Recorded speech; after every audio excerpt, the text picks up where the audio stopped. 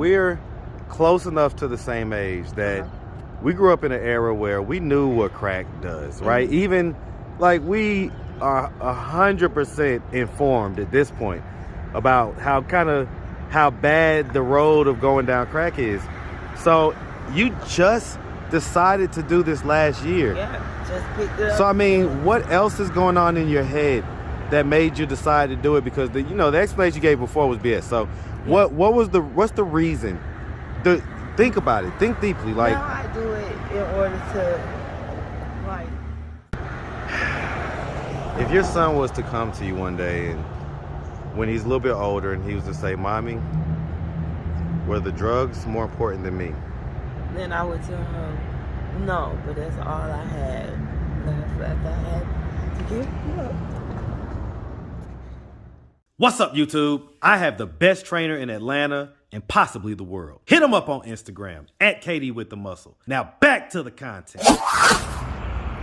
What's up, YouTube? Atlanta Street Interviews out here with another one. So we got a young lady with us today. How you doing today, miss? Awesome. How are you? I'm good. Thank you for asking. It's a beautiful day out here. So, are you homeless? Yes. Okay. How old are you? 43. 43. And so how long have you been homeless? I've been homeless for the last 2 years. Now, 2 years? This last year I've been homeless by myself. You say this last year what? I've been all by myself. Okay, so before that you was out here with someone? Yes. Was that a boyfriend or something? Yes. Okay. And my son. And your son? Okay, what happened to your son? I let him go stay with his dad. He staying with his dad? Yeah. How old is your son? 10. 10? Okay, that's a good age to go stay with dad. How many kids do you have? I have 2 kids. 2? And so how old is the other child? My daughter, she's 28. 28? Yeah, she just Okay. turned 28. Okay, all right. And so, have you ever been married? No, I've never. No? Okay. So yeah, let's start from the beginning. So, where you? Well, hold on. Before we get there, so what was that happened 2 years ago that caused you to become homeless? Like I said, I took my daughter here she was making transition from North Carolina to California, and she had animals, like 3 puppies with her. And then on top of that, the apartments I was staying in, they had got under new management. They didn't want us to stay there anymore. That was like on a voucher. So hold on real quick. A little bit loud. Just speak up for me a little bit. They didn't want us to stay there anymore because I was on a HOPE voucher, and they didn't want anyone on the voucher. They had bought the apartment complex. So it was a new management, and they weren't doing vouchers. They didn't want vouchers no more? Yeah. Okay. I mean, why couldn't you just find another place? At the time, my daughter with her animals, it got me in trouble. So you know what I'm saying, I wasn't thinking like that. So basically, you took in your daughter who had animals, and that caused management to... Yeah, it was a lot of noise, like barking and stuff like that. I get it. Yeah. Okay, all right. Okay, so that happened a couple years ago. Yeah. Okay. Do we have a history of drug use or anything like that? Yes. Okay, what drugs? Crack and marijuana and alcohol. Okay. As far as the crack goes, when was the first time you ever smoked crack? Like, how old were you the first time you ever smoked The first time, it was like, I was dating this guy, and when we had got put out, he took me to MLK to stay with this lady, and she was doing drugs, and I picked it up and I smoked it. And How old were you then? I stopped. I was 43. Well, no, hold on. You're 43 now. I'm 43, and I was 43 then. My birthday haven't came. It's April 15th. So wait, so you just started smoking crack? Yes. Yes. Why?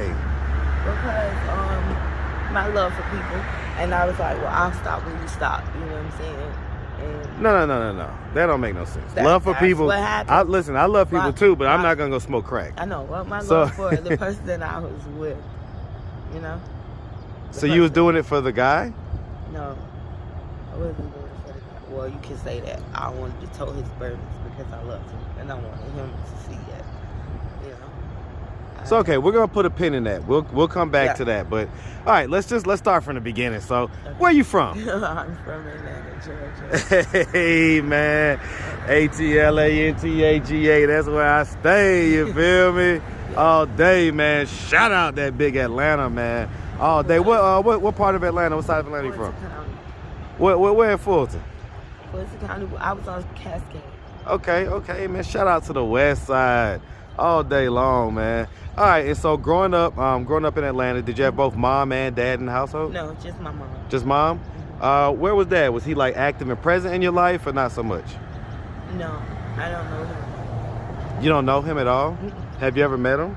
Once I can remember being a little kid, and I saw like more of a silhouette of him, afro, nice, handsome guy. My auntie stayed in College Park. You say you saw a silhouette of him? Yeah, like that's the only thing I can remember. Like, brown skinned man with an afro.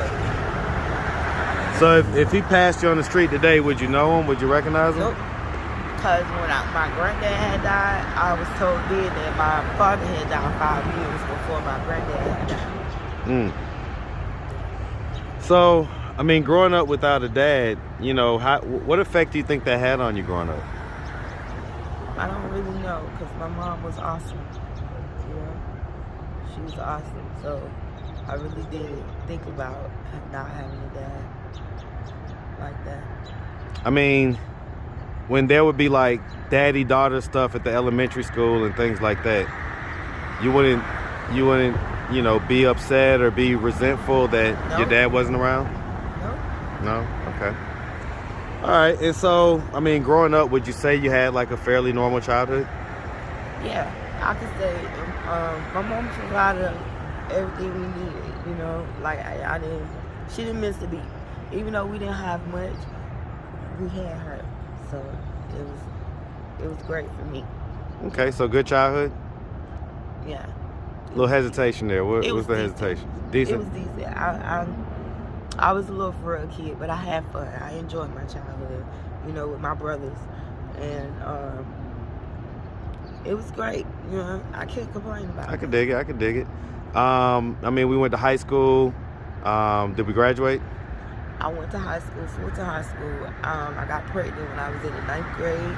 But right after that, I went and got my GED. And so... Okay.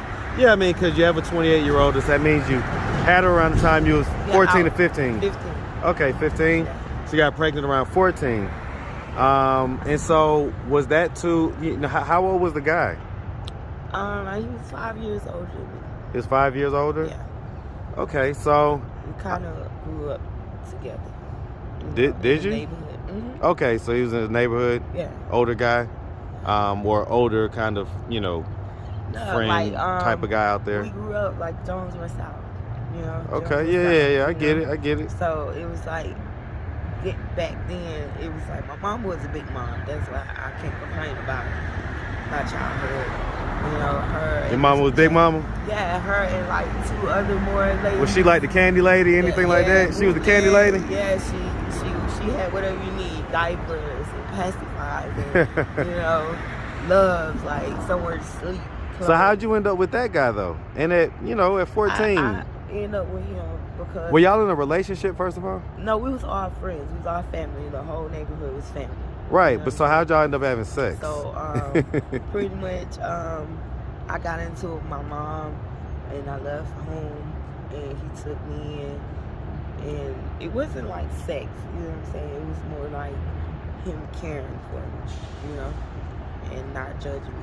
And yeah, you don't get pregnant from caring and not judging. You get pregnant from sex. Getting pregnant part came like weeks after I, you know what I'm saying, moved in with him. You know, it was more I mean, at the age of 43, you still see it that way? At the age of 43. Yeah. I mean, I get it seeing it that way as a young teenager, but at 43, you still, in hindsight, you still see it that way? Yeah, I still see it that way. Like, he was very nice. I mean, like I said, we all grew up together in the neighborhood, so he was not family. you know. I get it. I mean, was y'all ever in a relationship? Like butter. Yeah, we was in a relationship. Y'all was in a relationship after that? We was in a relationship after for 7 years. That's my daughter's father. Okay. For 7 years, why'd the relationship dissolve?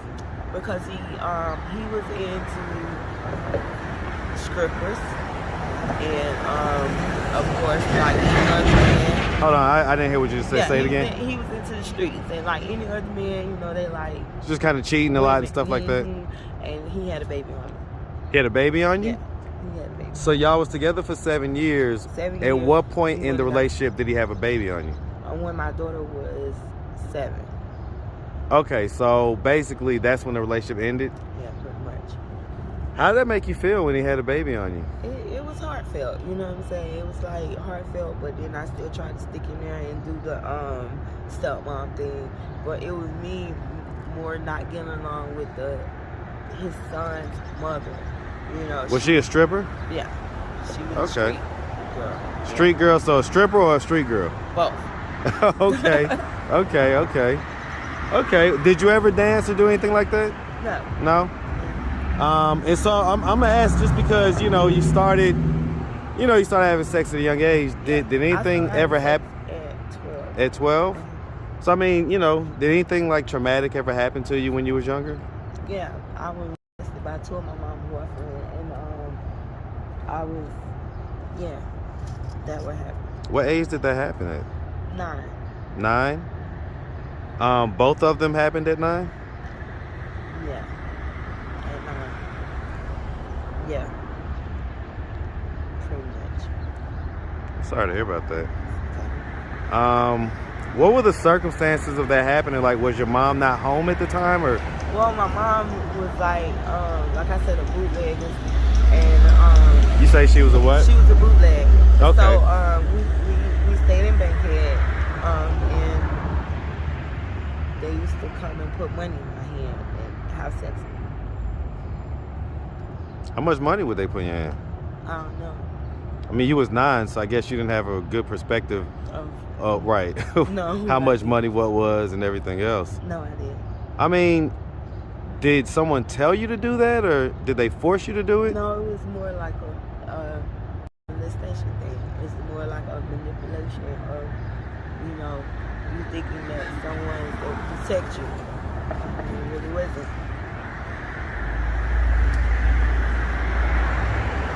And you say this was your mom's boyfriends or just friends, like guy friends type deal? Yeah, guy friends. So not her boyfriend? One was her boyfriend. Okay, so one was her boyfriend. Did you ever tell your mom that this happened? I tried to, but I did it. And then when one of them tried to do my older sister that way, then I helped her not get molested. How? I told my mom. And what was your mom's response? We chased them down the street with a bat.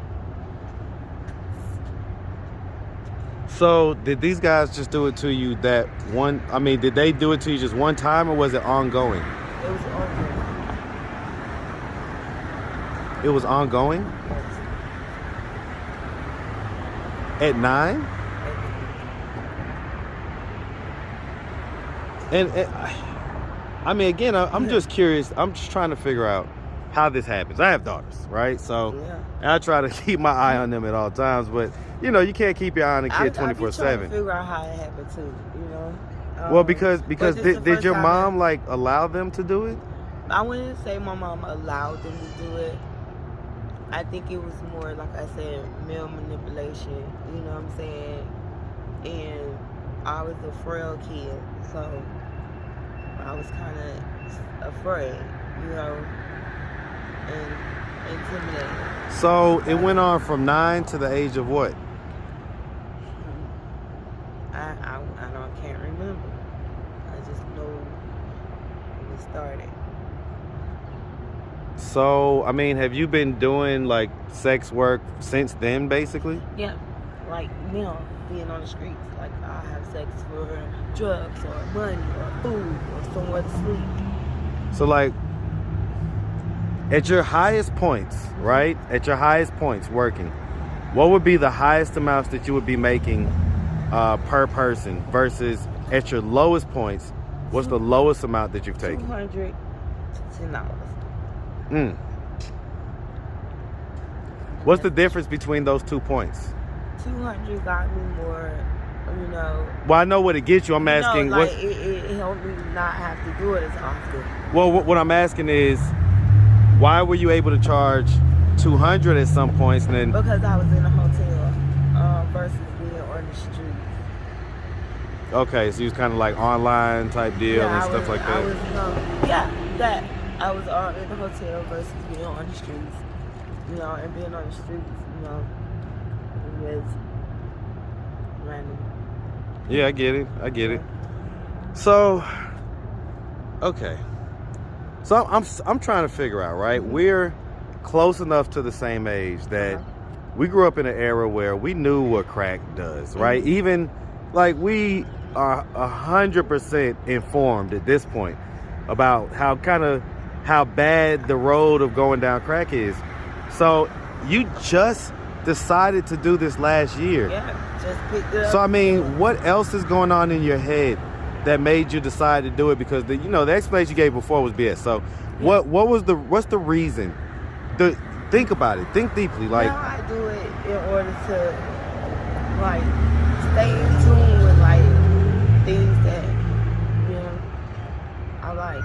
Like at first it was I was smoking because it depends on the party favors.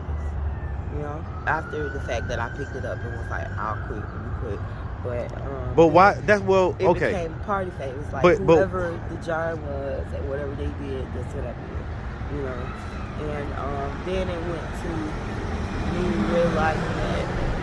Wow. You say what? It went to me realizing that like I was deeply in tune with something that I couldn't understand. And then okay, but even before that, right?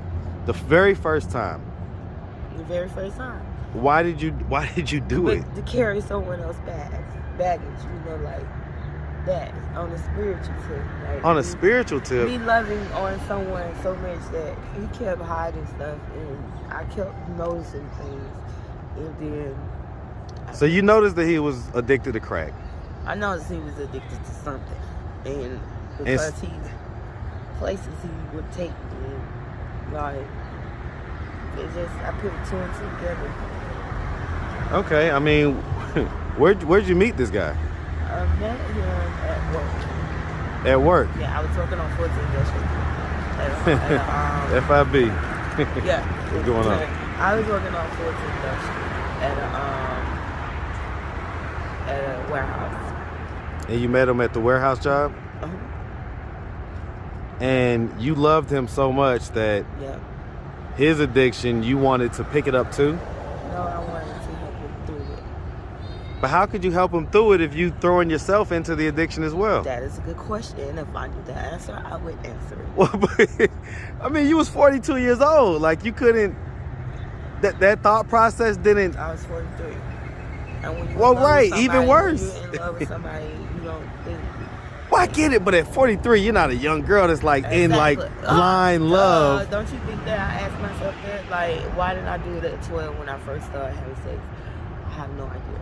But that was one of the questions that I asked myself. Well, one of the reasons why you might have done it at 12 is because you was getting, you had that being done to you at 9. The question that I asked myself was, why did you wait till 43 to start a habit like that? Yeah, I mean, that's a good question. It's a good question. I ain't gonna lie. Okay. All right. So, I mean, you're pretty fresh in this addiction. I mean, yes. Are we content, like, just kind of smoking crack and being at this place, or are we looking to not smoke crack, or? I'm looking to, I'm looking to understand, like, why the addiction is, and why do we hold on to it like that? Well, but are you trying to get off of it right now, or not so much?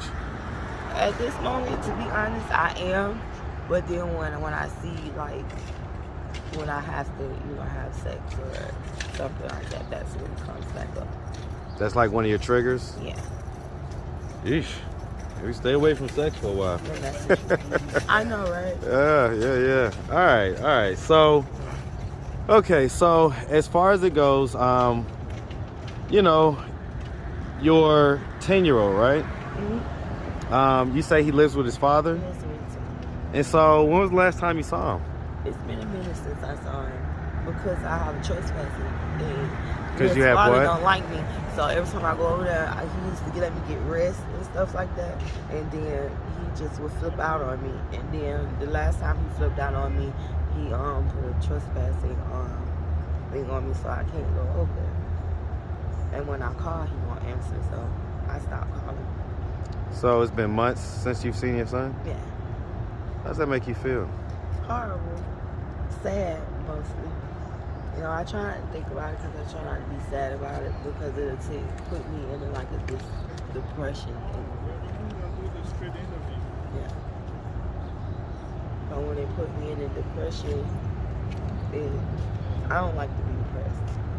So, I don't think about it. Do you think your son misses you? He probably do miss me, but I don't know. I haven't talked to him. And when I talk to him, it's so brief. It's not like it used to be. So I mean, if your son was to come to you one day and when he's a little bit older and he was to say, "Mommy, were the drugs more important than me?" Then I would tell him, no, but that's all I had. Left I had to give you up.